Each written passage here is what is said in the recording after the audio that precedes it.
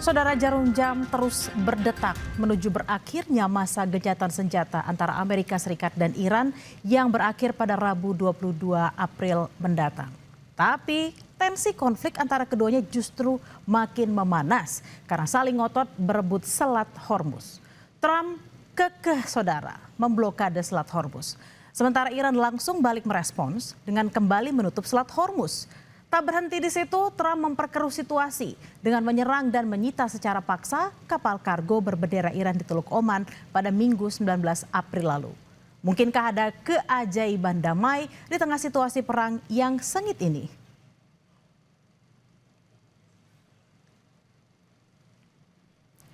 Kapal perang AS ini menembaki hingga menyita kapal kargo berbendera Iran Tosca yang coba menembus blokade pasukan Amerika Serikat di Teluk Oman. Trump mengklaim kapal berbendera Iran itu mengabaikan perintah peringatan untuk segera menghentikan kapal saat berupaya berlayar menuju pelabuhan Bandar Abbas di Iran.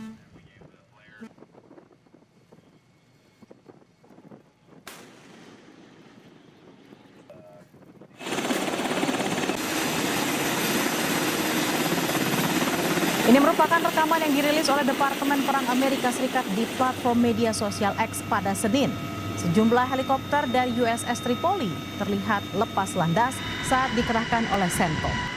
CENTCOM juga bilang pada Minggu malam, pasukan AS mencegat dan merebut kapal kargo Tosca setelah mengeluarkan sejumlah peringatan bahwa kapal tersebut melanggar blokade Amerika Serikat.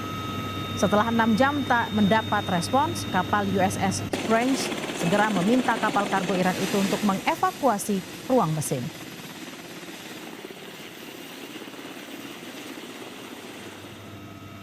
Sementara itu, saudara, Ketua Parlemen Iran mengecam blokade yang dilakukan militer Amerika Serikat di Selat Hormuz selain dianggap melanggar kesepakatan gencatan senjata. Iran menilai blokade AS sebagai keputusan yang ceroboh dan tidak bijaksana. Menurutnya, masyarakat internasional menggunakan perairan tersebut demi kepentingan ekonomi. Namun, Amerika Serikat justru datang membuat ulah dengan memblokir kapal-kapal yang keluar dan masuk pelabuhan Iran. روز سه روزه آمدن محاصره کردن. محاصره یعنی چی؟ یعنی همه بیان برن ایران نره. عجب تصمیم ناشیانه و نادانی و احمقی. خب اگر اینجا تنگه هست ما هستیم و همه اونهایی که از اینجا میخوان برن همه برن ما نریم، مگه این امکان پذیره؟ این هم اشتباه رو اشتباه. Jelang gencatan senjata berakhir, saudara, Iran malah memberi isyarat menolak rencana negosiasi tahap 2. Juru bicara Kementerian Luar Negeri Iran, Esmail Bagei, bilang sejauh ini Iran belum berencana duduk di kursi perundingan. Meski keinginan gencatan senjata di Lebanon sudah dipenuhi, namun Iran punya ganjalan di Selat Hormuz. Iran juga menegaskan selama masih berada di bawah tekanan dan ancaman, terutama terikat blokade di Selat Hormuz, Iran menolak bernegosiasi. خب ببینید اولا تا الان که من خدمتتون هستم در مورد دور بعدی برای مذاکرات ما برنامه‌ای نداریم. تصمیمی در این خصوص اتخاذ نشد. بعد از اون که به هر ترتیبی بود در این خصوص تفاهمی حاصل شد، ما مواجه شدیم با اقداماتشون در تنگه هرمز، اون چیزی که تحت عنوان محاصره دریایی اسم گذاشتند.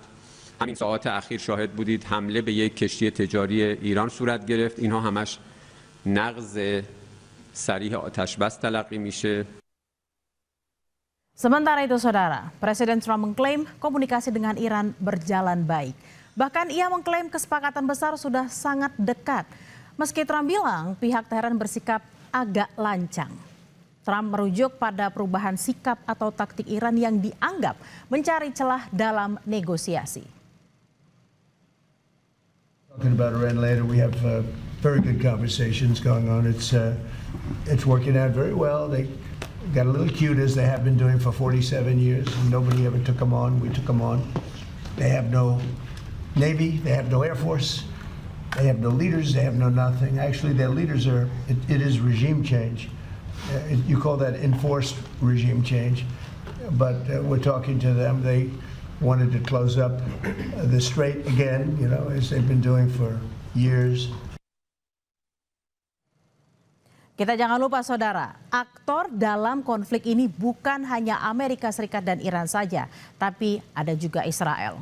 Sementara AS dan Iran sudah lebih dulu memberlakukan gencatan senjata, Israel baru menerapkan gencatan senjata dengan proksi Iran Hizbollah yang berbasis di Lebanon sejak Jumat 17 April lalu.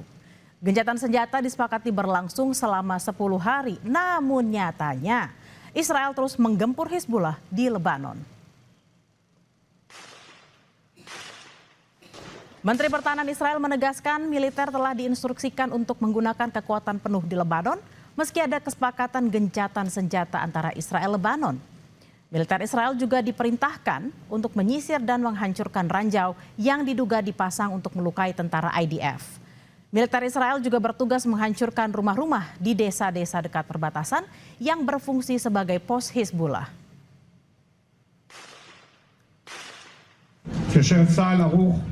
באזור הביטחון בלבנון עד לקו הנ"ט בעומק של עד 10 קילומטרים מקו הים במערב ועד למבואות החרמון במזרח.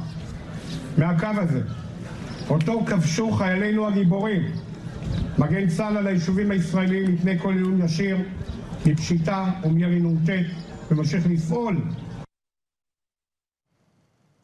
Di sisi lain, tim penyelamat terus berjibaku mencari korban yang terkubur di bawah reruntuhan akibat serangan udara Israel di Tyre, Lebanon. Media lokal melaporkan serangan udara Israel telah menghantam Tyre sesaat sebelum gencatan senjata antara Israel dan Lebanon diberlakukan. Tentara Israel mengklaim telah menyerang lebih dari 380 target Hizbollah di Lebanon Selatan.